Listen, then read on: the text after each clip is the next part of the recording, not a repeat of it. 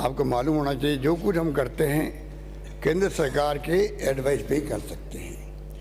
कर्जा लेना है बिना FRBM एक्ट के अंतर्गत ही ले सकते हैं। शायद आपको जानकारी नहीं होगी, कोविड आया था तो प्रधानमंत्री जी खुद ने हमारे सामने जो VC के अंदर और उसके बाद में फॉलोअप के अंदर जो छूट दी गई थी उसके अंतर्गत ही कर्जे ज़्यादा लिए गए उनकी परमिशन से, और पूरे देश के राज्यों को कोविड को ध्यान में रखते हुए स्पेशल छूट दी थी FRBM एक्ट के अंतर्गत। उसके आधार पर कर्जा लिया गया और मैं समझता हूँ कि ये जो आपने कहा कि आपने कर्जा ले लिया, मैं आपको बताऊं कि स्पेशल ड्राइंग फैसिलिटीज क्या है, क्यों बिना मतलब का विपक्ष जो है इसको गुमराह करने का प्रयास कर रहा है। इसके अंतर्गत हम लोगों ने 38,542 करोड़ और 81,000 के कर्जे 2 बार लिए। पर आपको जानकर आश्चर्य होगा, खुशी होगी, ये हमारे वित्तीय प्रबंधन था जिसके कारण से हमारी बचत हुई ब्याज के अंदर। राज्य के द्वारा में किए गए निवेश जो होता है, जो राज्य सरकारें निवेश करती है एक्स्ट्रा पैसा RBI में, उसका 95% हम ले सकते हैं वापस। वो कर्जा इसलिए लिया गया, हम अगर मार्केट से बोरोइंग करते तो ज़्यादा ब्याज देना पड़ता। ये बहुत कम ब्याज के आधार पर कर्जा मिलता, टेम्परेरी लोन होता है वो। उसके आधार पर जो है जो निवेश किया गया हमारे द्वारा उसमें 95% तक टेम्परेरी लोन जो कम दर पर मिलता है, इस सुविधा का लाभ उठा करके ये कर्जा लिया गया और दीर्घकालीन ऋण को डेफर कर विकास कार्य हेतु कम ब्याज पर अल्पकालीन ऋण से आवश्यकता को पूर्ण कर रही है। ये बुरा नहीं है। इसका कमेंट सुनिए आप, RBI कमेंट कर रही है इसके लिए। RBI ने भी कहा कि स्पेशल ड्राइंग लिमिट फैसिलिटी, ये जो सुविधा दी गई है सबको, सब राज्यों को है, SDF का उपयोग करने को उचित ही नहीं बुद्धिमत्तापूर्ण माना गया है। बुद्धिमत्तापूर्ण माना गया है। आप सब देखिए, बुद्धिमत्तापूर्ण माना गया है। तो बुद्धिमानी के साथ वित्तीय प्रबंध करेंगे तभी तो इतना शानदार बजट पेश कर पाएंगे, लागू कर पाएंगे। कृपा करके, आप बहुत ज्ञानी हैं मुझे मालूम है, पर उसके बावजूद भी ये अकाउंटिंग के जो सिस्टम हैं ये कुछ अलग तरह के हैं। आपने कहा कि पेन अकाउंट सिस्टम जो केंद्र सरकार में लागू है, ये जो अभी सिलसिला चला, कुछ आलोचना भी हो रही है, उसमें कोई दम नहीं है। ये हमने खाली प्रस्ताव दिया है। प्रस्ताव क्या दिया, जो केंद्र सरकार जो सिस्टम अपना रही है वही सिस्टम IT बेस गवर्नेंस होने लग गई है। अब जरूरत नहीं है पोते पावड़े की लंबे चौड़े, इसलिए जानबूझ करके ये हमने प्रपोजल दिया है, परंतु बिना केंद्र सरकार के अनुमोदन के वो स्वीकृत नहीं हो सकता है। तो CNAG को डरने की कोई जरूरत नहीं है। अगर फैसला होगा तो और राज्य मांग रहे होंगे, एक साथ फैसला होगा, और केंद्र सरकार जो सिस्टम है उसी सिस्टम को लागू हम करना चाहते हैं। इसलिए ये हम लोगों ने प्रस्ताव उनको दिया था, और मैं जैसे कह रहा हूँ कि बिना केंद्र सरकार के ये अनुमोदन के नहीं हो सकता है। इसलिए ट्रेजरी सिस्टम जो है और पे अकाउंट सिस्टम के बारे में अलग अलग बात है। ट्रेजरी सब जगह हमारी है, इसलिए मैंने कहा कि इस सिस्टम के आधार पर हम लोगों ने इसको प्रपोजल किया है। माननीय अध्यक्ष महोदय, शानदार बजट आया है। मैं उम्मीद करता था कि अब तो ये मेरा वित्त मंत्री के रूप में 10वां बजट था, 10वां बजट है। इतना अनुभव तो मुझे हुआ होगा थोड़ा बहुत, तो कि मैं अपने हिसाब से मेहनत करके किस प्रकार में पानी, बिजली, शिक्षा, स्वास्थ्य, सड़कें और सोशल सिक्योरिटी, इस पर मैं किस प्रकार से अपना कंट्रीब्यूट कर सकूं, मैंने करने का प्रयास किया और प्रदेश की जनता ने उसको अप्रिशिएट किया है। आप करो नहीं करो आपकी मर्जी है। आप भी प्राइवेटली आप लोग कहीं करते हैं मुझे मालूम है, पर हो सकता है कि आप लोगों को तकलीफ हो रही हो बोलने में, और वाजिब बात भी है, आप कैसे बोलेंगे, हाउस के अंदर कैसे बोल सकते हैं। पर माननीय अध्यक्ष महोदय, कुछ मैं आपको विशेषताएं बताता हूं जो हमने प्रयास करके अनाउंसमेंट भी की है। 23-24 में अभी इस बजट में हमने 1018 घोषणा मैंने करी है। अभी बजट पास आप करेंगे आज सदन के माध्यम से, और हमने एडवांस के अंदर ही 250 स्वीकृतियाँ जारी कर दी। आप सोच सकते हैं कितना फास्ट हम चल रहे हैं। हम आपकी चिंता को यहाँ रखते हैं, विपक्ष की चिंता को। हम कोई दिल्ली की सरकार की तरह नहीं है जो विपक्ष की परवाह नहीं करे। माइक बंद कर देते हैं, बोल देते नहीं हैं। आज तो हद ही कर दी, पूरी प्रोसीडिंग बंद कर दी। इसलिए हम बार बार कहते हैं देश की दिशा में जा रहा है। ये देश कहाँ जाएगा कोई नहीं जानता है। इस लोकतंत्र क्या होगा कोई नहीं जानता। हालात ये है, वो बहस का विषय अभी नहीं, इसलिए मैं नहीं बोलना चाहता, पर हालात बड़े गंभीर है। आप भी और हम भी सब जो है उद्देश्य हम सबका एक है, इसलिए थोड़ी चिंता आपको भी होनी चाहिए। बहुत हालात स्थिति अच्छी नहीं है। अध्यक्ष महोदय, बजट पेश करने के बाद मैंने तमाम सचिवों को बुला करके मैंने इंस्ट्रक्शन दे दिए। ABC मैंने कैटेगरी बनवा दी, उसी ढंग से फैसले शुरू भी हो गए। घोषणा पत्र में अध्यक्ष महोदय जो वादे किए थे वो 80% वादे मैंने पूरे किए जन घोषणा पत्र के, और 16% प्रगतिरत थे। हर बजट की शानदार चर्चाएं देश में भी हुई है, प्रदेश में भी हो रही है। 4 साल बिना टैक्स का बजट पेश किया मैंने, ये 5वां बजट भी बिना टैक्स का है। और कोविड के बावजूद भी हमारी रेवेन्यू कलेक्शन बढ़ रहा, हम अच्छी स्थिति में आ रहे हैं। इसलिए हम कहते हैं राजस्थान मॉडल स्टेट बनने जा रहा है। इसमें आपको भी खुशी होनी चाहिए सब लोगों को। चाहे चिरंजीवी योजना हो, चाहे 500 रुपये सिलेंडर की बात हो, इंदिरा शहरी रोजगार गारंटी देश में कहीं नहीं है, राजस्थान में लागू की हमने। उड़ान योजना की मैं समझता हूँ कि आपकी भागीदारी भी होनी चाहिए, सबकी होनी चाहिए। आपने शुरू करी थी पहले इसको। OPS सामाजिक सुरक्षा, बड़े तरकीब से आपने OPS को समर्थन की बात कह दी, क्योंकि आपको अपने चुरू की चिंता भी सता रही होगी। कर्मचारी वहाँ भी है, पूरे देश में मुद्दा बना हुआ है। आखिर में चुनाव के पहले प्रधानमंत्री जी को कुछ फैसला करना पड़ेगा।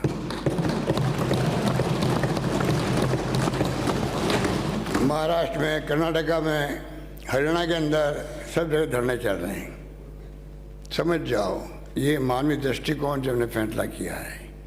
आप गिनते हो कि बाद में 25 में 30 में क्या होगा, तो 65 साल तक माननीय अध्यक्ष महोदय OPS रही रहा है देश के अंदर। 65 साल में जो सुई नहीं बनती थी, हम बार बार कहते हैं बिजली क्या होती लोग समझते नहीं थे। वहाँ से शुरुआत करी कांग्रेस ने, और कहाँ पहुँचा दिया देश को। आज आधुनिक भारत जो है, जिस पे मोदी जी गर्व करते हैं दुनिया में जाकर के, आधुनिक भारत का निर्माता कांग्रेस और कांग्रेस नेता रहे, और कोई नहीं रहा है।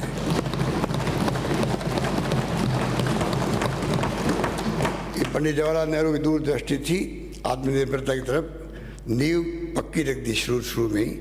उसका लाभ आज हम सबको मिल रहा है, बिजली में, पानी में, इस्पात कारखानों में, सब जगह। इसलिए आप निश्चिंत रहें। OPS का लागू करना मैं समझता हूँ कि आप अभी भी समय है कि अगर 65 साल में हम यहाँ पहुँच सकते हैं, तो यही तो कर्मचारी थे, यही ओल्ड एज पेंशन थी, तो कोई क्राइसिस नहीं हुआ। अब क्राइसिस को आप क्यों काल्पनिक बनाते हो? हमने सोच समझ के किया होगा। हम तैयार हैं समझाने के लिए, जो समझना चाहें। अखबार में पढ़ते हैं कि कई राज्यों में टीमें आ रही हैं, देखते हैं, बात करते हैं। सोशल सिक्योरिटी का अध्यक्ष महोदय, हमने एक के बाद एक ही घोषणा करी है, और मैं समझता हूँ कि यह आवश्यक भी है। विश्व गुरु बनने की बात करते हैं प्रधानमंत्री जी, तो आप पहला काम ही करवा दीजिए। ये तो छुआछूत की बात उठाई कैलाश मेघवाल जी ने, ये सबको पीड़ित करती है, दिल में दर्द होता होगा। ये मानवता का कलंक है आज भी, कि आज भी हम लोग देखते हैं समाज में कितना छुआछूत मानव मानव के बीच में जो है जिस रूप में भेदभाव किया जाता है, आंखों में आंसू आ जाते हैं, भावुक हो जाते हैं लोग भाग। ये स्थिति है, उस पर कोई चर्चा नहीं होती है, ना हम आगे बढ़ पाते हैं। मैं किसी एक व्यक्ति को दोष नहीं देता हूँ। सामाजिक स्थिति ऐसी है, इसमें क्रांति होनी चाहिए, इसमें लोग आगे आना चाहिए। अरे फ्रीडम फाइटर्स थे उस जमाने के अंदर, तब मंदिर प्रवेश करवाते थे, आंदोलन करते थे, वो जज्बा भी था फ्रीडम मूवमेंट के अंदर। पर हमने सामाजिक सुरक्षा को एक मुद्दा बनाया है। प्रधानमंत्री जी को मैंने पत्र लिखा है, जैसा मैंने वादा किया था उससे पिछली बार, कि आप कृपा करके, जैसे मनमोहन सिंह जी ने, सोनिया गांधी जी ने जो कानून बनाए थे पार्लियामेंट में, वैसे कानून बने सामाजिक सुरक्षा के लिए, देशवासियों के लिए। मेरा मानना है कामधेनु इंश्योरेंस पशु, मैंने पिछली बार आपको कहा, ये भी एक अभिनव, 2 दुधारू पशुओं को इंश्योरेंस मिल रहा है। FIR मैंने जो कंपनी की थी, कानून व्यवस्था की बात आप करते हो, पर ये नहीं कहते कि वास्तव में एक बड़ा ऐतिहासिक कदम था वो। FIR कंपनी कहीं नहीं है देश के अंदर, हमने कंपल्सरी करी। गरीब आदमी जाके वहाँ कम से कम स्वागत कैसे बनाए, वहाँ पर उनका स्वागत हो सके, ढंग से बैठा सके, ये माहौल बदलने का काम हमने किया। और उसके लिए मैंने कहा आपको, 56(3) के अंतर्गत जो FIR आती थी, पहले आदेश आते थे, 13% हो गए, अब आते नहीं कोई, क्योंकि FIR लॉन्च हो रही है। अनुसंधान का समय जो है, आपके वक्त में 214 दिन लगता था 17-18 के अंदर, अब सिर्फ 68 दिन लगता अनुसंधान के अंदर, इन्वेस्टिगेशन के अंदर। इसलिए अध्यक्ष महोदय, इस 30 मार्च को राजधानी दिवस से ये चिरंजीवी योजना हमने लागू की है, 25 लाख वाली। 30 मार्च से हम उसको लॉन्च कर रहे हैं पूरे प्रदेश के अंदर। ये जान के आपको खुशी भी होगी।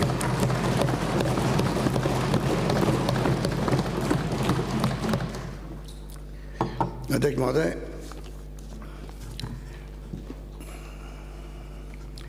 हमें दुख इस बात का है, और हमें सहयोग नहीं मिलता विपक्ष का भी, आप लोगों का भी।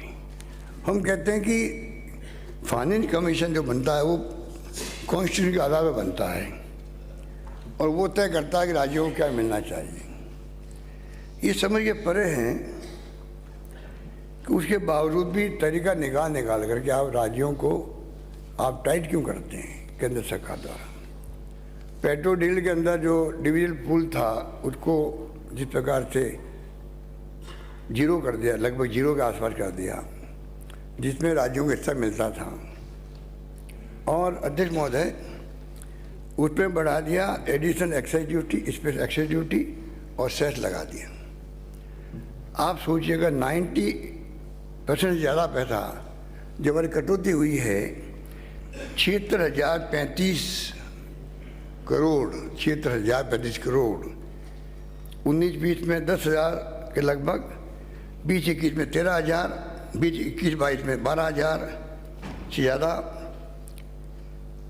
22-23 में 17,000 से ज़्यादा 755, और 23-24 के जो आए आंकड़े हैं वो 21,267 के होंगे। आप बताइए, कोई गवर्नमेंट को 76,000 करोड़ 5 साल में कम मिले किसी केंद्र से, जो हमारा हक है, तो वो एक तरफा पैसा इकट्ठा कर रहे हैं एक्साइज का। और सारा जो डिविजन पूल था, जिसमें डिवीजन होता था राज्यों के बीच में, उसको लगभग समाप्त कर दिया। अध्यक्ष महोदय, इसके अलावा इसके ऊपर कोई चर्चा नहीं करता कि 14 फाइनेंस कमीशन द्वारा जो राज्यों को 32 की बजाय 42% राज्यों को हिस्सा देने का निर्णय किया, जितना शायद आपको मालूम ही है। तो क्या कारण है कि उसका लाभ मिलना चाहिए था राज्यों को, अब उसके बजाय आपने जो CSS की योजनाओं में जो बढ़ा दिया, 90-10 था पहले हिस्सा, 80-20 था, 60-40 था, अब आप करीब करीब सब में 50-50 लेके आ गए।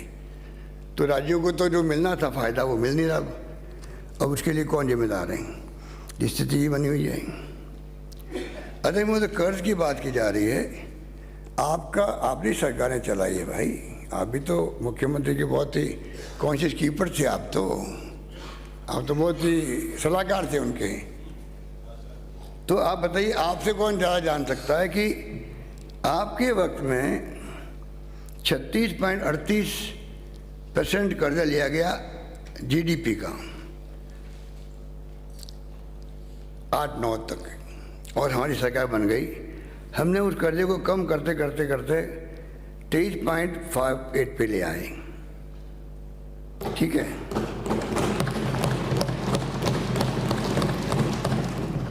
और आप देखिएगा कि आपकी पुनः सरकार आ गई 14 के अंदर।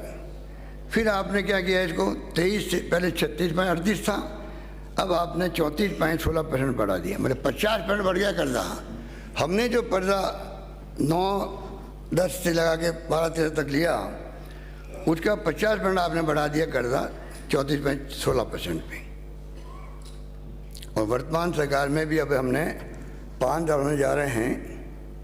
आप देखिएगा हम 36.78 पे रहेंगे, मतलब करीब 10% कर्जा बढ़ेगा आपसे तुलना करें तो कर्जे की बात आपके सामने है। किस प्रकार आपके वक्त में 50% की वृद्धि हुई और हमारे वक्त में 10% की वृद्धि हो रही है, ये आपके सामने। अध्यक्ष महोदय, कैपिटल आउटले की बात कर रहे थे, इंफ्रास्ट्रक्चर की, नेता उपनेता। इसमें मैं कहना चाहूँगा, आपके शासन में 80,629 करोड़ रुपए आपने कैपिटल आउटले रखा 5 साल के अंदर, और हमने इसीलिए सड़कें बन रही, ये सब काम हो रहे हैं कि 1,20,437 करोड़ का आउटले रख रहे हैं हम लोग। कहाँ कमी बता दीजिए, कहाँ कमी कहाँ?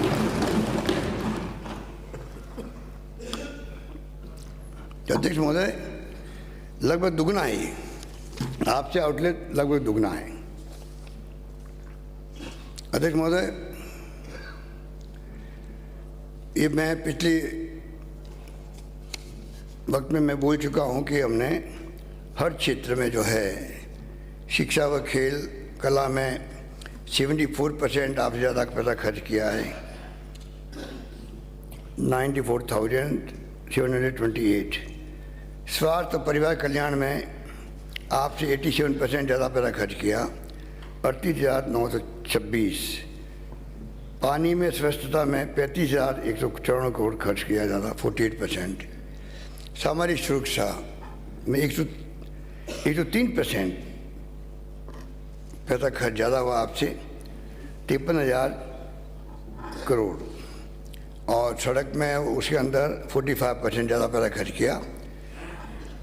इस प्रकार से आप सोच सकते हैं कि लगभग 2,26,000 करोड़ के लगभग इनमें खर्च हुए हैं। तो कैपिटल आउटले में भी कोई कमी नहीं रखी, और जो इंफ्रास्ट्रक्चर के काम हैं उसमें भी हम लोग आपसे बहुत आगे हैं। अध्यक्ष महोदय, जिस प्रकार से बार बार विरोध कर रहे हैं प्रधानमंत्री जी स्वयं भी और वित्त मंत्री भारत सरकार, यहाँ आकर के बोल के गए कि हम कोई वापस पैसा देने वाले नहीं हैं। वो तो हमने कहा कि हम लड़ेंगे, जरूरत होगी तो सुप्रीम कोर्ट भी जाएंगे, अलग बात है। उसके बावजूद भी ओपीएस रुकने वाली नहीं है, ये मैं कह सकता हूँ आपको।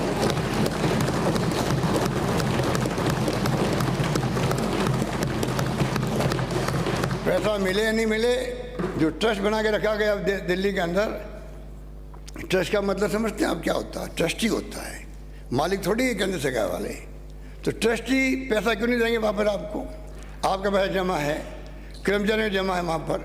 और क्या मैं फिर कहना चाहूँगा, क्या हम कर्मचारियों को शेयर मार्केट में छोड़ दें? क्या उनके ऊपर डिपेंड करा दें? भाई जो जैसे कैसी स्थिति बनेगी उस वक्त में अध्यक्ष महोदय देखा जाएगा, पेंशन उस ढंग से तय होगी। क्या मेंबर पार्लियामेंट, एमएलए, हम लोग जो पेंशन बढ़ाते हैं, तनख्वाह बढ़ाते हैं, प्रधानमंत्री को चाहिए नया कानून पास करे, पूरे देश के पार्लियामेंट के मेंबर हो चाहे एमएलए हो, सब अपनी तनख्वाह का एक हिस्सा कटवाए कर्मचारी की तरह, और पैसा जमा करवाए, शेयर मार्केट में जमा करवाए, म्यूचुअल फंड में जमा करवाए, और उनको कहो आप उस पर डिपेंड करेगा पेंशन आपको कितनी मिलती है।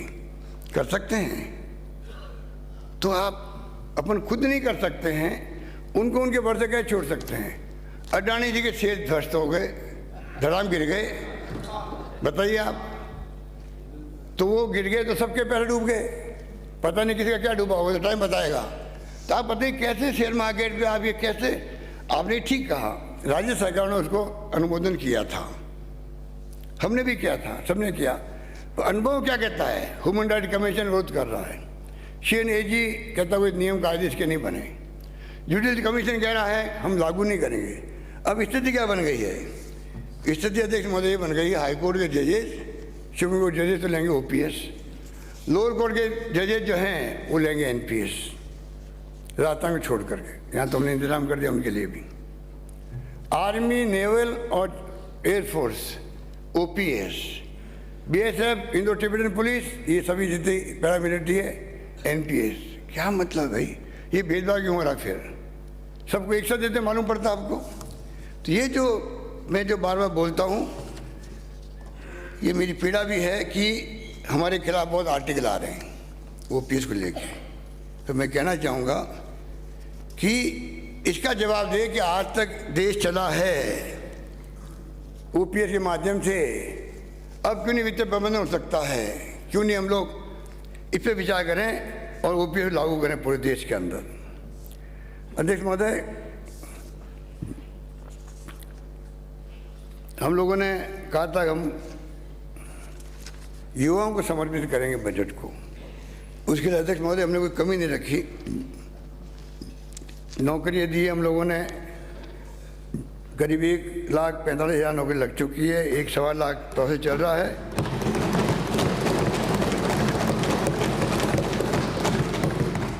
और 1 लाख मैंने घोषणा फिर करी है।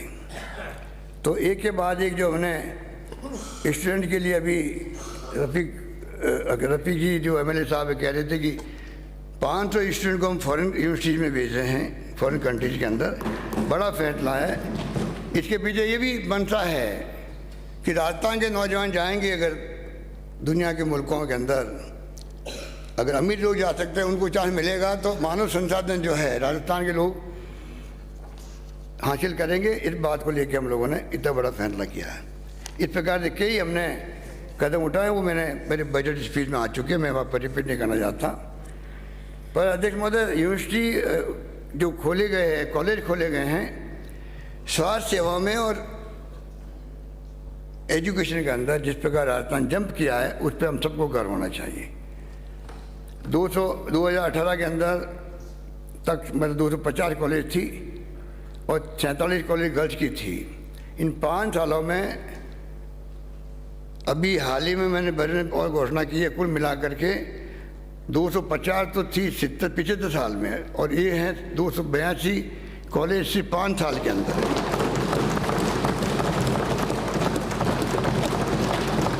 122 उसमें गर्ल्स कॉलेज भी है, 12 कॉलेज थी, कृषि कॉलेज थी 19 तक। आज हम लोगों ने देख रहे हैं कि 4 साल में 42 कॉलेज खोल दी है और साथ इस बजट में मैंने घोषणा करी है 49 हो जाएगी। सबसे ज़्यादा यूनिवर्सिटी राजस्थान के अंदर है। एविएशन यूनिवर्सिटी जिसमें आने वाले वक्त में pilot, instructor, air hostess, hostage सब बनेंगे। एविएशन यूनिवर्सिटी जैसे फुर्सतगंज में है अमेठी के अंदर, जब मैं केंद्रीय मंत्री था सिविल एविएशन का, उस वक्त बनी हुई थी, वो बनी है। मुझे खुशी है कि राजस्थान में एविएशन यूनिवर्सिटी की मैंने घोषणा करी है, उसको हम लोग लागू करवाएंगे। आप कोई मौका नहीं देंगे कि पिछली बार की तरह हरदेव जोशी विश्वविद्यालय को बंद कर दिया आप लोगों ने, जो पत्रकारिता का था। स्पोर्ट्स यूनिटी बंद कर दी। बंद क्या कर दी? कागज में रख दी। वो लोग भूले नहीं हैं अभी तक भी किन कारणों से आपने लॉ यूनिवर्सिटी बंद कर दी, समझ में नहीं आता। हिंदुस्तान के इतिहास में एक बार यूनिवर्सिटी खुलने के बाद में कोई बंद नहीं हुई है, सिर्फ आपने ये काम किया है और किसी ने नहीं किया है। माइनिंग यूनिवर्सिटी, मेडिकल यूनिवर्सिटी, दूसरी वेटनरी यूनिवर्सिटी, दिव्यांगों के लिए यहाँ जयपुर में भी, जोधपुर में इसी संस्था से खुल रही है।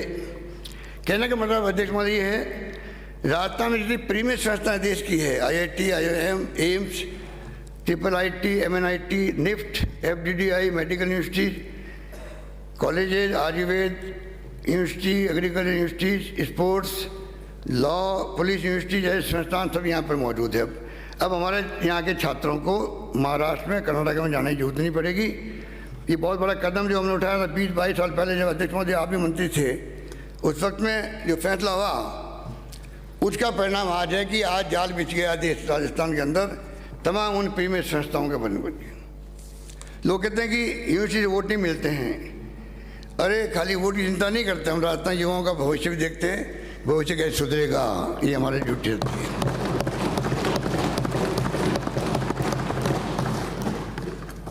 अध्यक्ष महोदय, ERCP के बारे में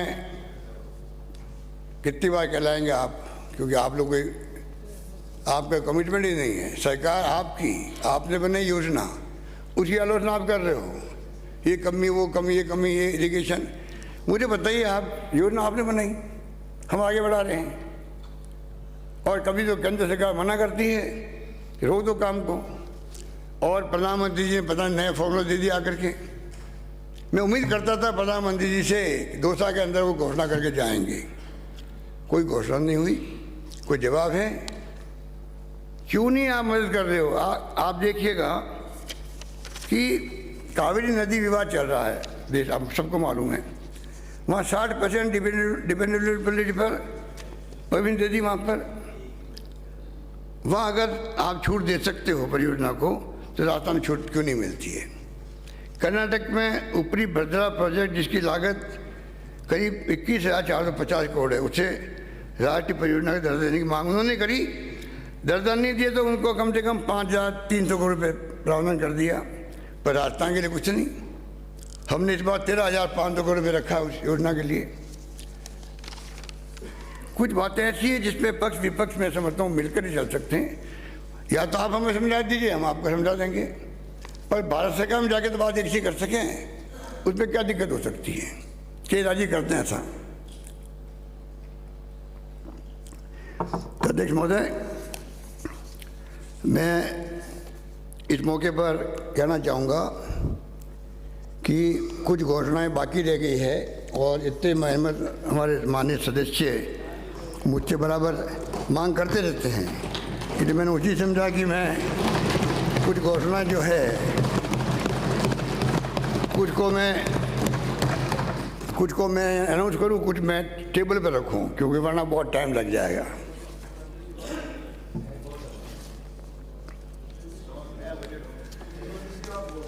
अध्यक्ष महोदय, आप तो कह चुके हो। चाह रहा था, आप गांधीवादी हो, ये सड़कों वाला जो मामला है, इसके अंदर आप हमारे लोगों को जो आपने सड़कें दी 10-10 करोड़ की, आज उसको भी कह दो सारे मेंबर सामान। बिल्कुल, आप निश्चित मैं आपको एक वादा करता हूँ, हम आपकी परंपरा को कायम रखेंगे, हम आपकी परंपरा को कायम रखेंगे। हम आ रहे हैं तो आपकी परंपरा को कायम रखेंगे, हम रखेंगे कायम आपकी परंपरा को। गांधीवादी नहीं हो आप, गांधीवादी नहीं हो। माननीय सदस्य नहीं हो। मुख्यमंत्री जी, आप मुख्यमंत्री जी कॉम्पिटेंट है। माननीय सदस्य मलिंगा जी नीचे, मलिंगा जी गलत परंपरा है। माननीय राठौर साहब, आपकी भी परंपरा गलत है और माननीय मंत्री जी की परंपरा भी गलत है। माननीय मुख्यमंत्री जवाब दे रहे हैं, मुख्यमंत्री जी बोल रहे हैं, उसके बीच में अपन इंटरवीन करें। आप बाद में भी बोल सकते हैं, बाद में भी अपनी बात कह सकते हैं, पर गलत परंपरा नहीं। माननीय मुख्यमंत्री जी। माननीय अध्यक्ष महोदय, ये गांधीवादी 30 बार बोल चुके हैं। गांधीवादी लोग शराब छुड़वाते हैं, क्या मेरी बात आप मानने को तैयार हैं क्या?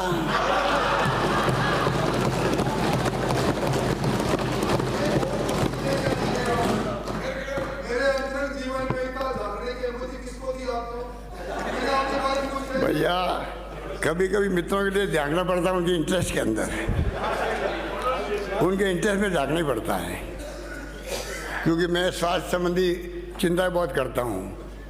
जो रतनगढ़ से आने वाले माननीय सदस्य ने जिस प्रकार से कमेंट किए हैं, वो एक बहुत दुखद है, और मुझे बहुत दुख है कि हाउस के अंदर इस प्रकार कमेंट भी हो सकता है। क्या क्या मेरे बारे में, क्या क्या सुधीर भंडारी के बारे में बोला गया, आप सोच सकते हो।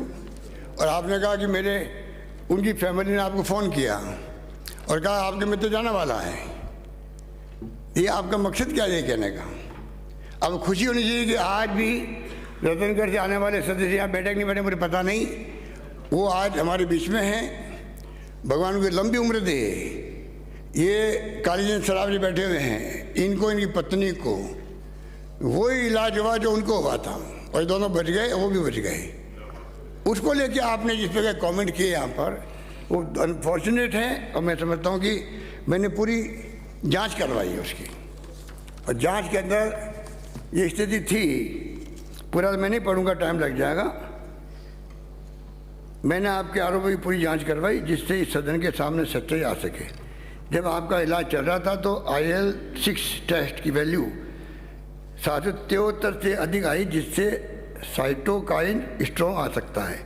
इसी स्ट्रोक से कोविड के अधिकांश मरीजों से मृत्यु हुई।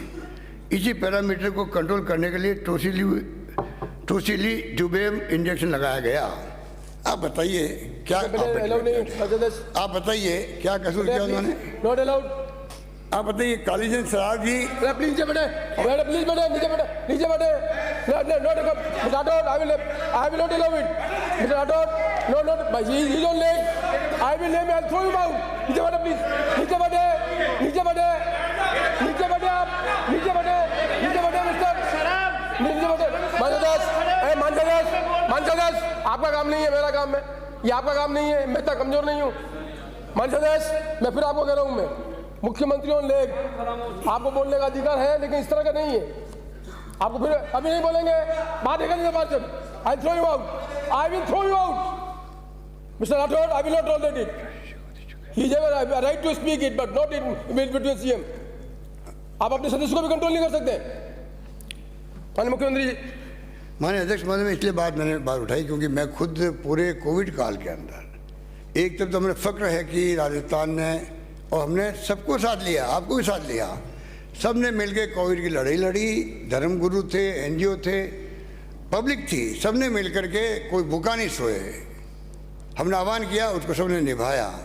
इलाज शानदार हुआ। ऑक्सीजन के लिए हमने लड़ी हो केंद्र से, पर ऑक्सीजन की कमी नहीं आने दी। और कालीचंद सराफ जी, इनकी पत्नी जब ठीक हुए तो इन्होंने धन्यवाद उन्हीं डॉक्टर को दिया, मिस्टर भंडारी को, श्रुति भंडारी को, कि भाई आपने अच्छा इलाज किया।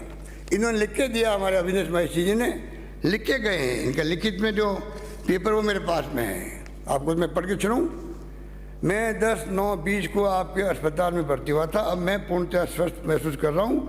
हालांकि मेरी कोविड-19 की रिपोर्ट अभी नेगेटिव नहीं आई है, जिसके लिए आज दिनांक 23 सितंबर 20 को पुनः सैंपल भिजवा रहे हैं। मैं 14 दिन मेरे घर पर अलग से क्वारंटाइन में रहूँगा, तो किसी के संपर्क में नहीं आऊँगा। मैं छुट्टी लेकर घर जाना चाहता हूँ, इसलिए मुझे छुट्टी देने का कष्ट करें। Jaipur address 243 Guru Jambheshwar Nagar, A LAN number 7, Gandhi पथ, वैशाली नगर, जयपुर। अब बताइए, ये इनके हस्ताक्षर है। अरे मैं आपको दावे के साथ कह सकता हूँ, जो राजस्थान के डॉक्टरों ने, नर्सेज ने काम किया राजस्थान भर के अंदर, और जिस प्रकार SMS और RUHS में काम हुआ, कितने लोग बाहर से आए हैं इलाज करवाने के लिए। बेड नहीं मिला था दिल्ली में, बम्बई में, अहमदाबाद के अंदर। अविनाश महेश जी के भाई भी आए, जो डॉक्टर हैं, मैं उनको जानता हूँ दिल्ली के अंदर, वो भी आए, उनके साथ पढ़ते हुए थे। पर इस प्रकार किसी डॉक्टर को या किसी के ऊपर कमेंट करना, और मुख्यमंत्री पे कमेंट करना, बताइए, ये मुझे बहुत ही थोड़ा लगा, इसलिए मैंने बात बोल दी। माननीय अध्यक्ष महोदय,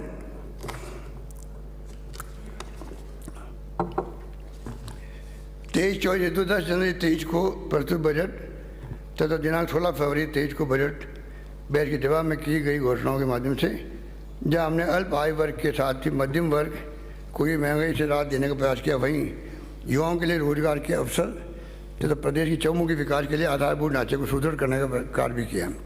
इसी क्रम में अब मैं नवीन घोषणाएं माननीय सदन के समक्ष प्रस्तुत कर रहा हूँ। शिक्षा एवं युवा विकास वर्ष 22-23 के बजट में मेरे द्वारा जयपुर में JLN मार्ग पर एजुकेशन हब बनाने की घोषणा की गई थी। इसी कड़ी में आगामी वर्ष राजस्थान विश्वविद्यालय, कॉमर्स कॉलेज और राजस्थान कॉलेज के अपग्रेडेशन हेतु 50 करोड़ रुपये के कार्य हाथ में लिए जाएंगे। हमारे द्वारा कोरोना काल के दौरान शिक्षा में हुए नुकसान की भरपाई के लिए इस वर्ष कक्षा 8 तक के विद्यार्थियों के लिए ब्रिज कोर्सेज चलाए गए थे। इनकी सफलता को देखते हुए आगामी वर्ष भी 75 करोड़ रुपये व्यय कर ब्रिज कोर्सेज चलाया जाना प्रस्तावित है। इससे लगभग 70 लाख विद्यार्थी लाभान्वित होंगे। स्कूल शिक्षा की सुविधा सुलभ कराने की दृष्टि से 500 प्राथमिक विद्यालयों का उच्च प्राथमिक विद्यालयों में तथा 500 उच्च प्राथमिक विद्यालयों को उच्च माध्यमिक विद्यालयों में क्रमोन्नत किए जाने की घोषणा करता हूँ। साथ ही 400 उच्च माध्यमिक विद्यालयों के में विज्ञान, वाणिज्य एवं कृषि संकाय विषय प्रारंभ किए जाएंगे।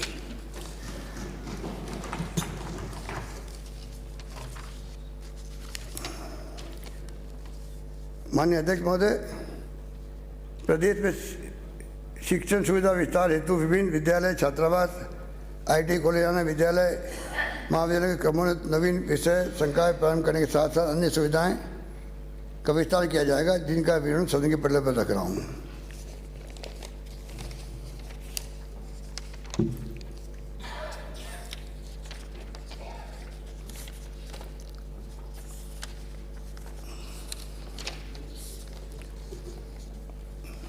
इसके अलावा माननीय अध्यक्ष महोदय, बाड़मेर, विशाला बाड़मेर, भूसावर भरतपुर, तालचीडी दौसा, फलसून जैसलमेर, बिसव मंडावा, झुंझुनू, कुचामन सिटी खजवाना, जियाबड़ी नागौर और सुरोट हिंडोन सिटी, करौली में राजकीय महाविद्यालय खोले जाएंगे। शाहबाद, किशनगंज, बारा, समदड़ी, बाड़मेर, बज्जू, कोलायत, बीकानेर, सारेड़ा, दौसा, आमेर, जयपुर, जालामन, लूणी, जैसला, घंटियाली, जोधपुर एवं बरपाली में राजकीय कन्या महाविद्यालय खोले जाने प्रस्तावित है। नारेडा, दूदू, जयपुर में शास्त्रीय संस्कृत महाविद्यालय एवं नावाद, नागौर, दौसा एवं चित्तौड़गढ़ में विधि महाविद्यालय खोले जाएंगे। प्रदेश के पंजीकृत मदरसों में अध्ययन अध्यापन सुविधाओं का विस्तार करने की दृष्टि से शिक्षा विभाग की तर्ज पर प्रति विद्यार्थी 2 सेट निःशुल्क यूनिफॉर्म उपलब्ध कराना प्रस्तावित है। इस पर लगभग 15 करोड़ रुपये का व्यय कर 2 लाख से अधिक विद्यार्थियों को लाभान्वित किया जाएगा। शिक्षा अनुदेशक मदरसा पैरा टीचर्स के 6,843 पदों पर भर्ती किए जाने की घोषणा करता हूँ। राज्य में युवाओं विद्यार्थियों के सर्वांगीण विकास में एनसीसी की महत्वपूर्ण भूमिका को ध्यान रखते हुए एनसीसी ग्रुप मुख्यालय जोधपुर में प्रशिक्षण अकादमी की स्थापना की जाएगी। इस पर 15 करोड़ रुपये का व्यय होगा। युवाओं को खेलों की रुझान बढ़ाने तथा खेल प्रतिभाओं को प्रोत्साहन करने के लिए हमारे द्वारा राजीव गांधी ग्रामीण और शहरी ओलंपिक का आयोजन किया जा रहा है। इस प्रकार पंचायत से राज्य स्तर पर होने वाली खेल गतिविधियों को सुचारू रूप से संपादित करने के लिए संभाग स्तर पर खेल प्रबंधक तथा जिला स्तर पर सहायक खेल प्रबंधक के नवीन पदों का सृजन किया जाना प्रस्तावित है। चूरू व पाली में 10 करोड़ रुपये की लागत से स्पोर्ट्स स्कूल स्थापित किए जाएंगे। खेल प्रतिभाओं को समुचित प्रोत्साहन देने के लिए उठाए गए कदमों की कड़ी में खेल अकादमी, स्टेडियम, इंडोर हॉल आदि के निर्माण विकास कार्य कराए जाएंगे, जिसका विवरण सदन के पटल पर प्रस्तुत कर रहा हूँ।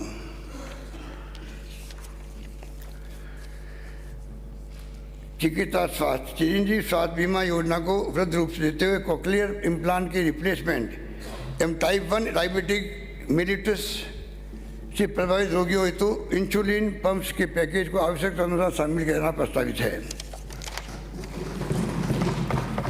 प्रदेश के राजकीय चिकित्सा संस्थाओं के माध्यम से मुख्यमंत्री निःशुल्क निरोगी राजस्थान योजना के अंतर्गत विभिन्न दवाओं की उपलब्धता को समयबद्ध रूप से सुनिश्चित करने की दिशा में एक और कदम उठाते हुए राजस्थान ड्रग्स एवं फार्मास्यूटिकल लिमिटेड कंपनी को राजकीय कंपनी के रूप में पुनर्जीवित किए जाने की घोषणा करता हूँ। प्रदेश में चिकित्सा सेवाओं के विस्तार एवं आधारभूत ढांचे को सुदृढ़ करने की दृष्टि से पीएचसी उप सब सेंटर, पीएचसी, सीएचसी, उप जिला अस्पताल, जिला चिकित्सालय, ट्रॉमा सेंटर, ब्लड बैंक आदि खोले क्रमबद्ध किए जाने के साथ साथ अन्य सुविधाएं विकसित की जाएगी, जिनका विवरण सदन के पटल पर रख रहा हूँ।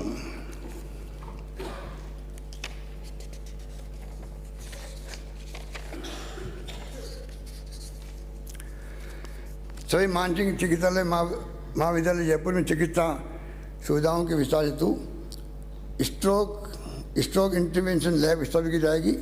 दवा वितरण केंद्र एवं सैंपल कलेक्शन हेतु 15 करोड़ रुपये की लागत से बहुमंजिला भवन का निर्माण कराया जाएगा। बढ़ते रोगी भार एवं आमजन की सुविधा के दृष्टिगत सभी मानसिक चिकित्सा महाविद्यालय जयपुर में 75 करोड़ रुपये की लागत से पार्किंग सुविधा विकसित की जाएगी। सड़क सुरक्षा की दृष्टि से राज्य सरकार द्वारा मान्यता प्राप्त वाहन चालन प्रशिक्षण केंद्रों, स्कूलों के निर्धारण प्रशिक्षण वाहनों को मोटर वाहन कर से मुक्त किया जाएगा।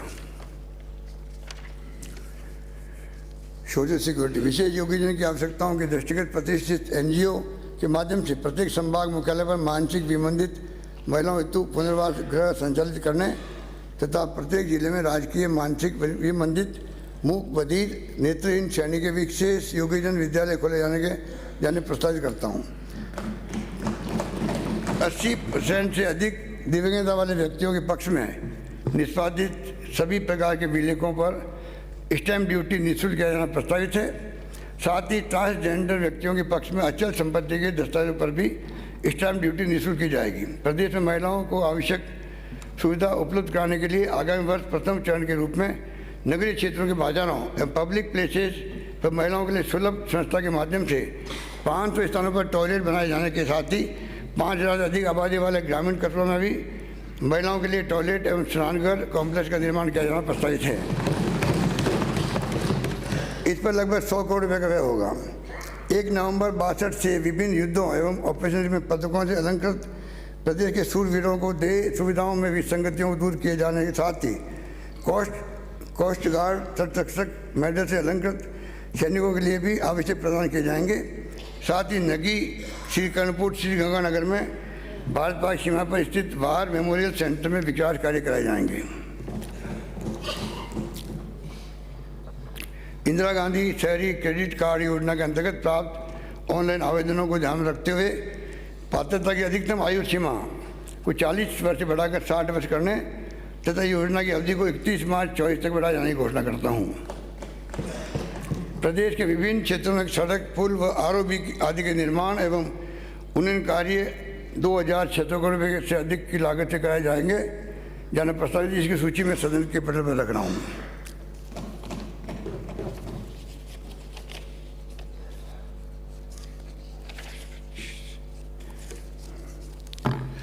माननीय विधायकगण द्वारा वर्ष 11 के बाद घोषित राजस्व गाँवों को सड़क से जोड़ने की मांग को देखते हुए मेरे द्वारा वर्ष 23-24 के बजट में 500 से अधिक आबादी वाले राजस्व गाँवों को डामर सड़कों से जोड़ने की घोषणा की गई थी।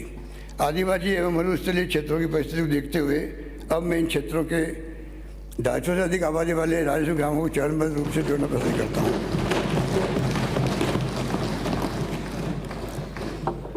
आम जन की सुविधाओं को बढ़ावा देने के उद्देश्य से राज्य सरकार के अधीन संचालित विभिन्न टोल सड़कों पर टोल कलेक्शन हेतु फास्टैग टैग सुविधा लागू किया जाना प्रस्तावित है। इस पर 48 करोड़ रुपये का व्यय होगा। किशनगढ़ अजमेर की हवाई पट्टी के विस्तार में पहाड़ी क्षेत्र के कारण उत्पन्न बाधा को दूर कर कमर्शियल एयरपोर्ट के रूप में स्थापित करने हेतु DPR बनाई जाएगी। आमजन को और अधिक राहत पहुंचाने के उद्देश्य से आगामी वर्ष माह अप्रैल से प्रशासन गाँवों के संग तथा प्रशासन शहरों के संग अभियान चलाया जाना प्रस्तावित है। इसी अभियान में शिविरों के माध्यम से विभिन्न योजनाओं के पात्र लाभान्वितों बेनिफिशियरीज के रजिस्ट्रेशन का कार्य भी किया जाएगा, जिससे कोई पात्र व्यक्ति परिवार परियोजनाओं का लाभ लेने से वंचित नहीं रह जाए। इसी के साथ इन अभियानों में विभिन्न विभागों से संबंधित पूर्व में किए जाने वाले कार्यों के साथ ही अधिक राहत दी जाएगी, जिनका विवरण मैं सदन के पटल पर रख रहा हूँ।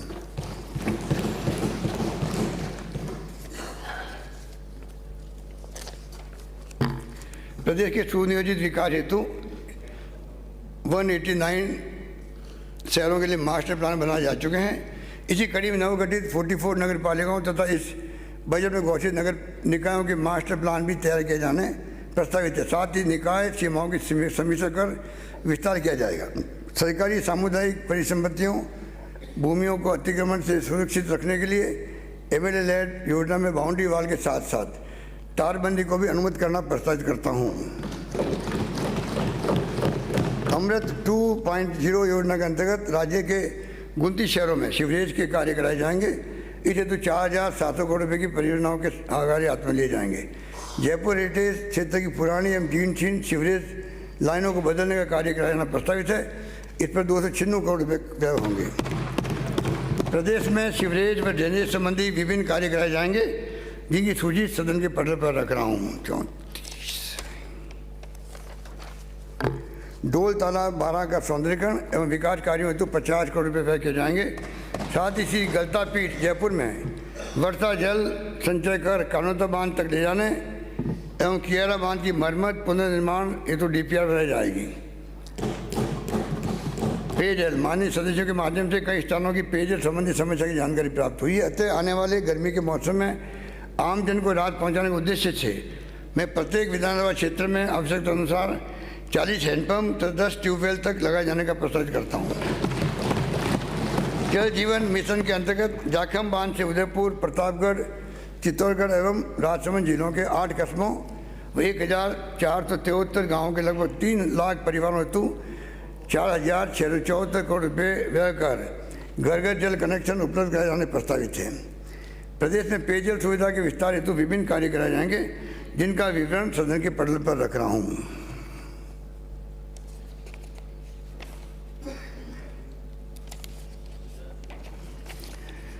वर्तमान समय में डिजिटल के साथ साथ ई कॉमर्स का भी पहचान तेजी से बढ़ रहा है।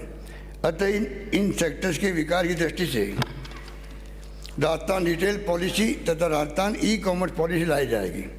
प्रदेश में विशेष योग्यजन, एकल महिला एवं अन्य वंचित वर्ग को रोजगार के अवसर प्रदान करने के लिए रिटेल सेक्टर्स में प्रतिष्ठित प्राइवेट पार्टनर्स के माध्यम से 1000 फ्रेंचाइजीज खोली जाएगी। इस हेतु चयनित व्यक्तियों को ट्रेनिंग कराने के साथ ही प्रति फ्रेंचाइज 1 लाख रुपये का अनुदान दिया जाना प्रस्तावित करता हूँ। राज्य में खनिज बजरी के अवैध खनन पर प्रभावी नियंत्रण एवं आम जन को सस्ती बजरी उपलब्ध कराने के लिए चयनित स्थानों पर नदियों में 100 हेक्टेयर आकार तक के प्लाट बनाकर पिट माउथ पर न्यूनतम विक्रय मूल्य पर बजरी उपलब्ध कराने वाले निवेदक दाताओं को खनन पट्टे आवंटित किया जाना प्रस्तावित है। बाढ़ में स्थित पेट्रो जोन के औद्योगिक विकास को समयबद्ध रूप से सुनिश्चित करने हेतु इसे रिप्स 2022 के अंतर्गत एरिया कैटेगरी 2 से परिवर्तन कर एरिया कैटेगरी 3 में सम्मिलित किया जाना प्रस्तावित है। रिप्स 22 के अंतर्गत नवीन निवेश हेतु चूँकि 50 करोड़ रुपये के न्यूनतम निवेश की आवश्यकता है, तदनुरूप किसी उद्यम के 50 करोड़ रुपये के अतिरिक्त निवेश की स्थिति में भी योजना के अंतर्गत विस्तार हेतु परिलाभ दिया जाना प्रस्तावित है। कोटा, जोधपुर, भरतपुर, बीकानेर संभाग में कत्तीन व बुनकरों को प्रशिक्षित करने के लिए शुरू किए गए ट्रेनिंग सेंटर्स में खादी ग्रामोद्योग संबंधी प्रशिक्षण भी प्रारंभ किया जाना प्रस्तावित है। प्रदेश में ईज ऑफ डूइंग बिजनेस की दिशा में एक और कदम बढ़ाते हुए अग्निशमन अनापत्ति पत्र एनओसी की प्रक्रिया के सरलीकरण के साथ साथ शुल्क को रेशनल करते हुए ऑटोमेटेड स्वीकृति जारी करना ज़्यादा प्रस्तावित है। साथ ही सिनेमा लाइसेंस एवं नवीनीकरण प्रक्रिया का आधुनिक आवश्यकताओं के अनुरूप सरलीकरण किया जाएगा। प्रदेश में 31 मार्च 19 के पश्चात प्रधानमंत्री शहर बिजली हर घर सौभाग्य योजना समाप्त होने के उपरांत लगभग 2 लाख परिवार घरेलू विद्युत कनेक्शन से वंचित रह गए थे। हमारे द्वारा लगातार केंद्र सरकार से इन परिवारों हेतु CSS के योजना अंतर्गत प्रावधान करने का आग्रह किया जाता रहा है, किंतु अभी तक केंद्र सरकार द्वारा हमारे आग्रह को पूर्णतः स्वीकार नहीं किया गया। अतः अब मैं आगामी 2 वर्षों में इन सभी वंचित 2 लाख परिवारों को लगभग 1000 करोड़ की लागत से घरेलू कनेक्शन उपलब्ध कराने की घोषणा करता हूँ।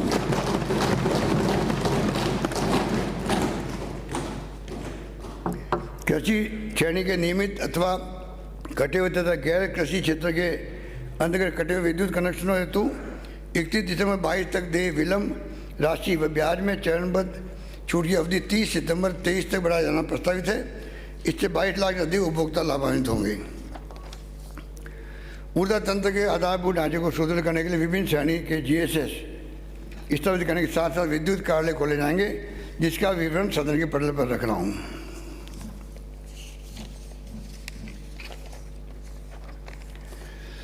वन क्षेत्रों में विभिन्न गतिविधियों, पौधारोपण तथा वन्य जीवों की देखभाल से संबंधित कार्य हाथ में लिए जाएंगे, जिसका विवरण मैं सदन के पटल पर रख रहा हूँ। पर्यटन, कला व संस्कृति। जयपुर स्थित गोविंद देव जी के मंदिर में संपूर्ण प्रदेशवासियों की असीम आस्था है। इसके दृष्टिगत मैं गोविंद देव जी मंदिर का महाकाल उज्जैन की तर्ज पर रथ विकास करने की घोषणा करता हूँ।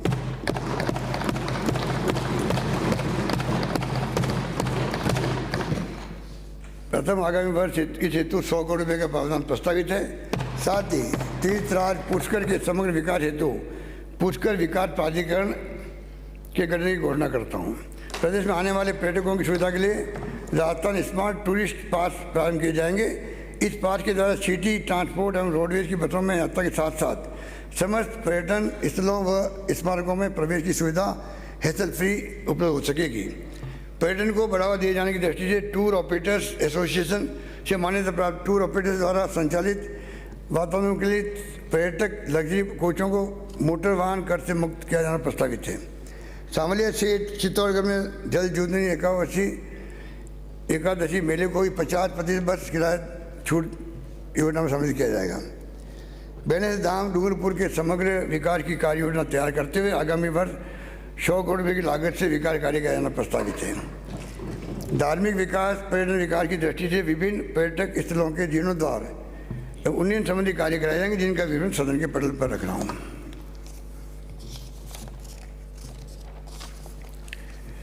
प्रदेशवासियों विभिन्न मंदिरों में अगाध आस्था को देखते हुए त्रिपुरा सुंदरी माता मंदिर बांसवाड़ा, कनी माता बीकानेर, केला देवी गोवर्धन पर्वत भरतपुर, सालासर चूरू, सांवलिया सेठ चित्तौड़गढ़, मेहंदीपुर बालाजी करौली, खोले के हनुमान जी संगमवरी माता सांबर जयपुर, रामदेवरा तनोट माता मंदिर जैसलमेर, श्रीनाथ जी नाथद्वारा राजसमंद, वी तेजा जी नागौर, खाटू श्याम जी सीकर, एकलंगी जी उदयपुर सहित अन्य महत्वपूर्ण मंदिरों में पेंडोरमा आधारभूत सुविधाओं का समग्र विकास किए जाने हेतु 10 करोड़ रुपये की लागत से डीपीआई बनाई जाएगी।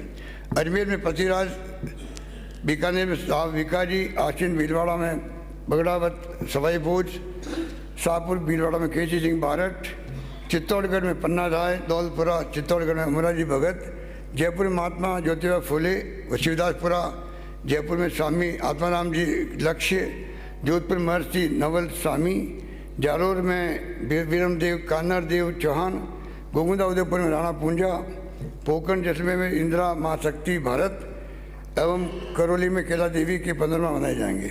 देवस्थान विभाग के अधीन 593 मंदिरों में पोशाक, रंग रोगन एवं मरम्मत आदि कार्य कराए जाएंगे। साथ ही राजकीय प्रत्यक्ष प्रभार मंदिरों के अंशकालीन पुजारियों के मानदेय में वृद्धि कर एक समान 5,000 रुपये प्रतिमाह किया जाएगा। लोक कला मंडल उदयपुर के उन्नयन की डीपीआई बनाई जाएगी। साथ ही कला एवं मार्बल नगरी किशनगढ़ अजमेर में आर्ट गैलरी तो साइंस पार्क नवलगढ़ झुंझुनू में डिस्प्ले इंफ्रास्ट्रक्चर विकसित किया जाएगा। मौलाना अबुल कलाम आज़ाद अरबी फारसी शोध संस्थान टोंक में पब्लिकेशन कम म्यूजियम ब्लॉक का निर्माण किया जाएगा। कृषि व समन क्षेत्र में साइट स्पेसिफिक न्यूट्रिएंट मैनेजमेंट एवं फलदार पौधों की जल मांग की सटीक जानकारी के लिए 10,000 किसानों को new generation technology auto sensors एवं फर्टिगेशन के प्रयोग के लिए अनुदान दिया जाएगा।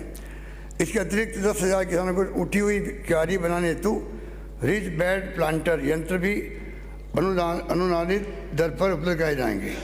इस हेतु 50 करोड़ रुपये का व्यय प्रस्तावित है। प्रदेश में कृषकों की आय बढ़ाने अब नॉन एग्रीकल्चर सीजन में आय के विकल्प प्रदान करने के लिए ट्रैक्टरों के व्यावसायिक पंजीयन पर लगने वाले एक बारी शुल्क को 6,000 से घटाकर 500 रुपये किया जाना प्रस्तावित है। साथ ही नियमित fitness certificate fees, inspection fees व ग्रीन टैक्स को 2,300 से घटाकर 200 रुपये किया जाना प्रस्तावित है। कृषि मंडियों में देय कृषक कल्याण शुल्क पर मौजूदा 50% की छूट को 31 मार्च 24 तक के लिए बढ़ाया जाना प्रस्तावित है। साथ ही समस्त कृषि मंडियों में व्यापारियों की सुविधा के लिए व्यापार भवन हेतु डीएलसी की 25% दर पर भूमि उपलब्ध कराई जाएगी। गंगापुर भीलवाड़ा एवं गोगुंदा उदयपुर में कृषि महाविद्यालय खोले जाएंगे। चांदन जैसलमेर मावाड़ा जाएंगे, पाली में मिनी फूड पार्क विकसित किए जाएंगे। बेगू चित्तौड़गढ़ में सब्जी फूल मंडी तथा सावर अजमेर मंटेला पिलानी झुंझुनू साडोली रामगढ़ अलवर बागोर मांडल भीलवाड़ा व जम्बारामगढ़ जयपुर में कृषि उपज मंडी खोली जाएगी। साथ ही गौण कृषि उपज मंडी लोहावट जोधपुर को कृषि उपज मंडी में कन्वर्ट किया जाएगा। प्रदेश में पंजीकृत 3,636 गौशालाओं में पेयजल हेतु आवश्यकता अनुसार 3 फेज ट्यूबवेल स्थापित किए जाएंगे। इस हेतु आगामी वर्ष लगभग 75 करोड़ रुपये व्यय होंगे। पशुपालकों को बेहतर चिकित्सा सुविधा उपलब्ध कराने तथा दुग्ध उत्पादकों को प्रोत्साहन देने की दृष्टि से पशु चिकित्सा संस्थान केंद्र खोले जाने के साथ साथ अन्य सुविधाएं विकसित की जाएगी, जिनका विवरण सदन के पटल पर प्रस्तुत कर रहा हूँ।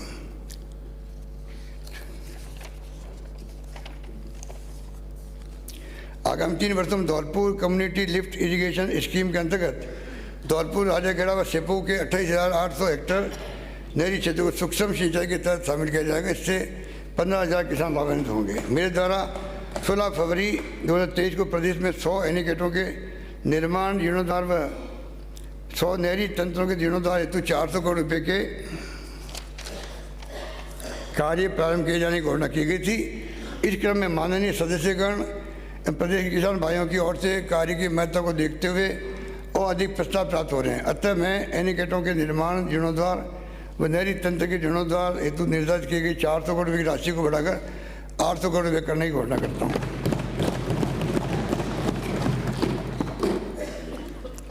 प्रदेश में सिंचाई संबंधी विभिन्न विकास के कार्य कराए जाएंगे, जिनकी सूची मैं सदन के पटल पर रख रहा हूँ।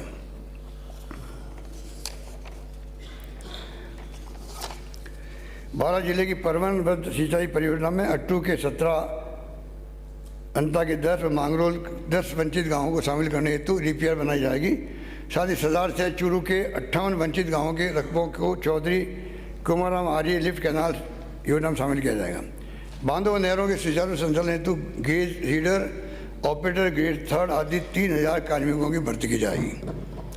कानून व्यवस्था। प्रदेश में आपराधिक गैंग्स की गतिविधि है तथा पड़ोसी राज्यों से अपराधियों के आवागमन पर नियंत्रण की दृष्टि से हम राजस्थान संगठित अपराध का नियंत्रण कानून ला रहे हैं। इसी क्रम में क्षेत्र में प्रभावी कार्रवाई सुनिश्चित करने की दृष्टि से 3 अतिरिक्त कमांडो प्लाटून की स्वीकृति करना प्रस्तावित करता हूँ। राजस्थान पुलिस अकेडमी जयपुर में centre of cyber crime investigation स्थापित किए जाने के साथ साथ सिंथेटिक एथलेटिक टैग का निर्माण किया जाएगा। इन पर 19 करोड़ का व्यय होगा। राज्य में शहरों एवं कस्बों में सड़कों पर बढ़ते वाहनों के दबाव की स्थिति में सुगम यातायात व्यवस्था कायम किए जाने हेतु ट्रैफिक पुलिस को सुदृढ़ करने की दृष्टि से 500 पुलिस कांस्टेबल, हेड कांस्टेबल एवं उप निरीक्षक स्तर के पद सृजित किया जाना प्रस्तावित है।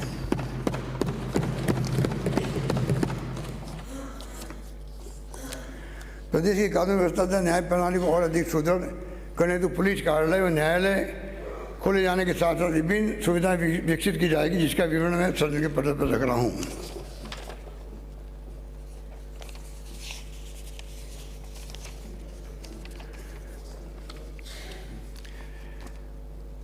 आमजन को पारदर्शी एवं त्वरित सेवाएं उपलब्ध करवाने तथा कार्य होने वाले वर्क प्रोसेसिंग को आईटी के माध्यम से ऑनलाइन करने में आज प्रदेश संपूर्ण देश में अग्रणी स्थान रखता है। विभिन्न विभागों से संबंधित आईटी सॉफ्टवेयर का लाभ दूरस्थ क्षेत्रों में निवास करने वाले प्रदेशवासियों को मिल सके। इस हेतु मैंने ग्राम विकास अधिकारी, पटवारी, तहसीलदार विकास अधिकारी से लेकर जिला प्रमुख, कलेक्टर आदि तक टैबलेट देने का निर्णय किया था। अब इसी क्रम में विभिन्न विभागों के वरिष्ठ प्रशासनिक अधिकारियों, न्यायिक अधिकारियों तथा जिला स्तरीय एवं क्षेत्रीय अधिकारियों को राजकीय कार्यों दायित्वों को बेहतर निष्पादन हेतु लैपटॉप, टैबलेट दिया जाना प्रस्तावित करता हूँ।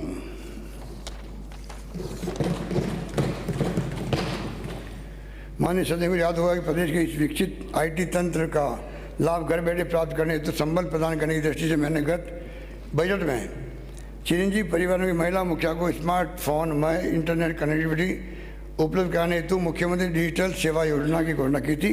इस निर्णय के पश्चात अंतर्राष्ट्रीय स्तर पर स्मार्टफोन ऑटोमोबाइल्स में प्रयोग किए जाने वाले चिपसेट की क्राइसिस उत्पन्न हो गई। इस कारण स्मार्टफोन की उपलब्धता की समस्या के साथ ही कीमतों में वृद्धि हो गई थी। फिर भी हम इस कार्य को अब चरणबद्ध रूप से पूर्ण करेंगे।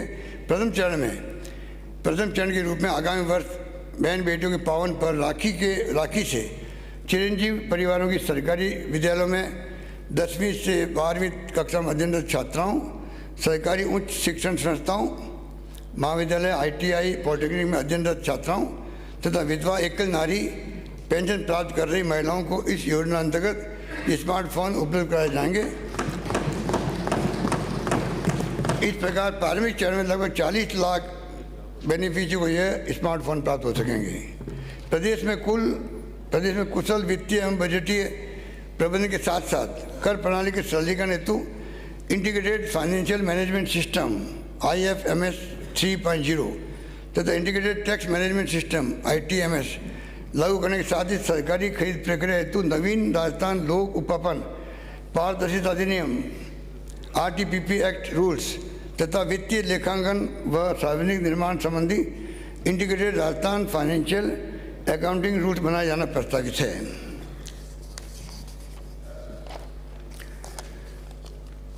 हमारे द्वारा IFMS के माध्यम से प्रक्रियाओं का सरलीकरण करते हुए कार्मिकों और पेंशनर को भी अपने GPF खाते का पर पूरा नियंत्रण, पेंशन स्वीकृति के लिए सर्विस बुक की बाध्यता समाप्त करना एवं सैलरी पेंशन का ऑटो पेमेंट जैसे नवाचार कर राहत दी गई है। इसी उपरांत भी वर्तमान में कार्मिकों को रिटायरमेंट के समस्त पेंशन परिलाभ प्राप्त होने महीनों का समय लग जाता है। अब कार्मिकों को और अधिक राहत देने की दृष्टि से माह मई 23 से रिटायरमेंट के दिन ही समस्त पेंशन परिलाभों की स्वीकृति जारी करने की घोषणा करता हूँ।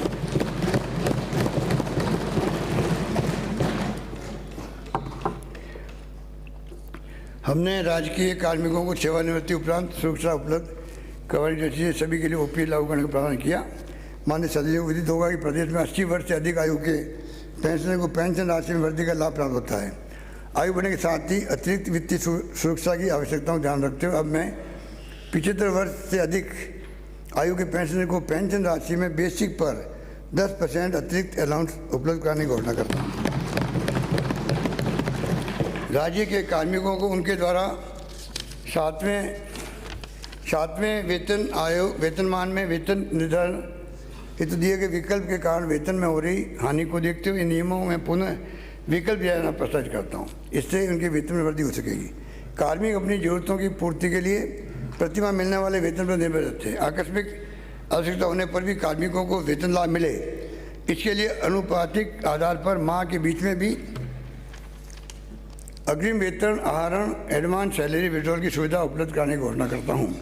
राजकीय कार्मिकों को खेलों के क्षेत्र में प्रोत्साहित करने की दृष्टि से अंतर्राष्ट्रीय एवं राष्ट्रीय स्तर की खेल प्रतियोगिताओं में उत्कृष्ट प्रदर्शन करने वाले कार्मिकों को स्पेशल अलाउंस इंक्रीमेंट दिया जाना प्रस्तावित है। कार्मिकों द्वारा अपने कर्तव्यों के निर्वहन के लिए स्वयं की दक्षता में वृद्धि सतत रूप से किया जाना अत्यावश्यक है। इस दृष्टि से प्रदेश के apex capacity building institute Harishchandra Mathur Rajasthan लोक प्रशासन संस्थान के यूनियन के साथ ही संस्थान के अंतर्गत सिविल सर्विस ऑफिसर्स इंस्टीट्यूट की स्थापना के लिए 25 करोड़ रुपये का प्रावधान किया जाना प्रस्तावित है। राज्य के कार्मिकों की सुविधा के दृष्टिगत में Rajasthan civil service appellate tribunal की स्थायी पीठ जोधपुर में भी खोलने की घोषणा करता हूँ। प्रदेश में प्रशासनिक इकाइयों के विस्तार एवं सुदृढ़ीकरण हेतु प्रशासनिक इकाइयों कार्यालय खोले व क्रमबद्ध किए जाएंगे, जिसका विवरण सदन के पटल पर रख रहा हूँ।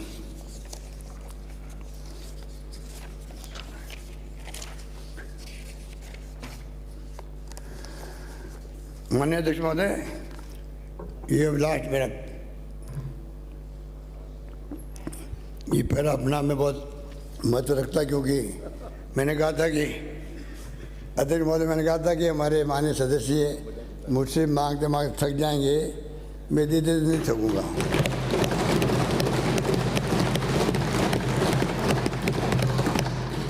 पर ये मुझे नहीं मालूम था कि वो मेरे इस भावना का फ़ायदा उठाते हुए जिले की मांग कर लेंगे। मैंने कहा सड़क है, पानी, बिजली, सड़क नगर पालिका की मांग करेंगे, अभी तो जिले की मांग करने लगे। ये कुछ मैंने एक्सरसाइज की है तो मैं आपके सामने रख रहा हूँ।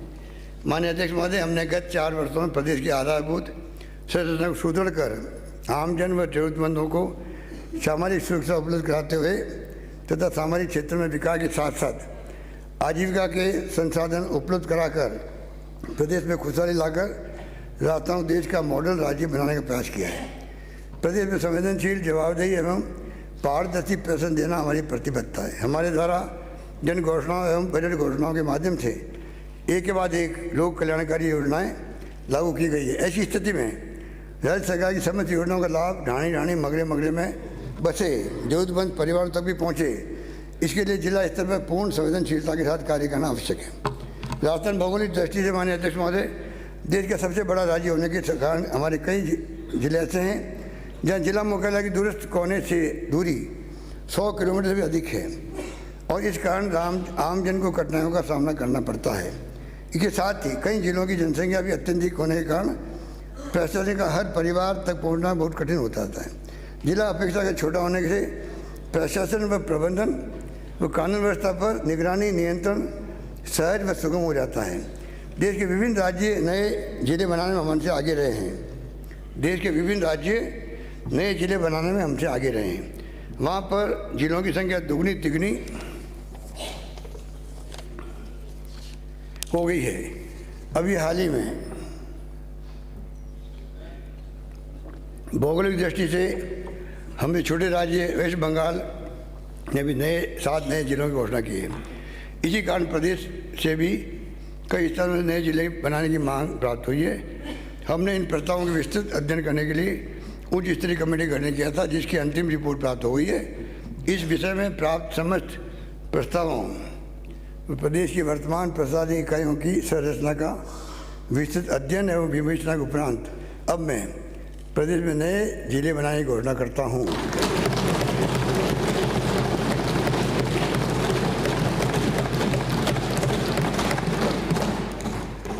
नंबर 1 अनूपगढ़ गंगानगर से अनूपगढ़। नंबर 2 मदन प्रजापति के वो मुझे जूते बनवाने हैं।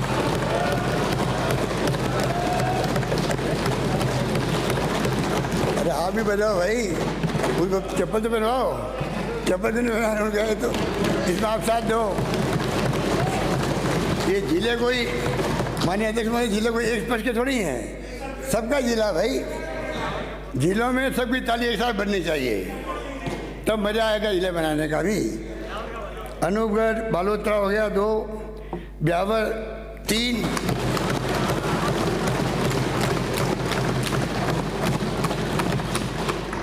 डीग भरतपुर 4, डीडवाना कुचामन 5, दूदू जयपुर 6, गंगापुर सिटी सवाई माधोपुर 7, जयपुर उत्तर जयपुर दक्षिण जयपुर, जोधपुर पूर्व जोधपुर पश्चिम जोधपुर, टेकड़ी अजमेर टेकड़ी, कोतपुतली बेरोड जयपुर अलवर, खेरतल अलवर, नीम का थाना सीकर,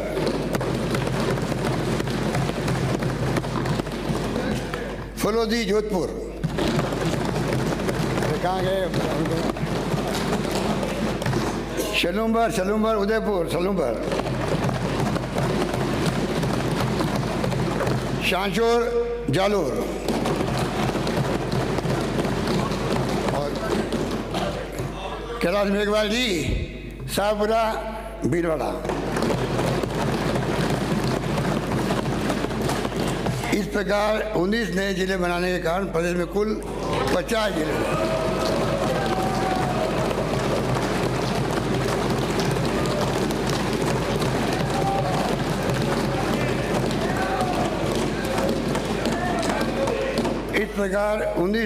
बनाने के कारण प्रदेश में कुल 50 जिले हो जाएंगे। इन सभी का प्रदेश मुख्यालय से संपर्क संभागीय मुख्यालयों के माध्यम से होता है। अतः इस प्रबंध को सुदृढ़ करने की दृष्टि से प्रदेश में 3 नए संभाग माछवाड़ा, पाली, सीकर बनाने की घोषणा करता हूँ।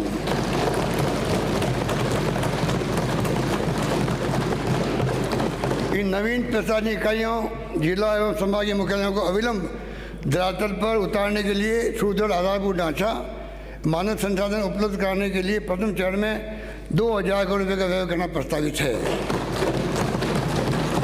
माननीय अध्यक्ष महोदय, इसी शब्दों के साथ मैं अपनी बात समाप्त करता हूँ। धन्यवाद।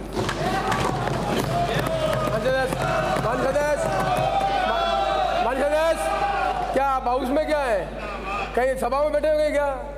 कोई विधानसभा और पब्लिक मीटिंग में कोई अंतर है? माननीय सदस्य, मुझे माननीय सदस्यों को सूचित करना है कि सर्वश्रेष्ठ विधायक के चयन हेतु गठित समिति ने दिनांक 15 मार्च 2023 को हुई बैठक में सर्वसम्मति से 15वीं राजस्थान विधानसभा की अवधि में निम्नांकित विधायक को सर्वश्रेष्ठ विधायक का पुरस्कार प्रदान किए जाने का निर्णय लिया है। अमीन खां 2022, श्रीमती अनीता बदेल 2023। माननीय सदस्य को 20 तारीख को माननीय विधायकों को हम सम्मानित करेंगे। 20 तारीख को। माननीय मुख्यमंत्री जी,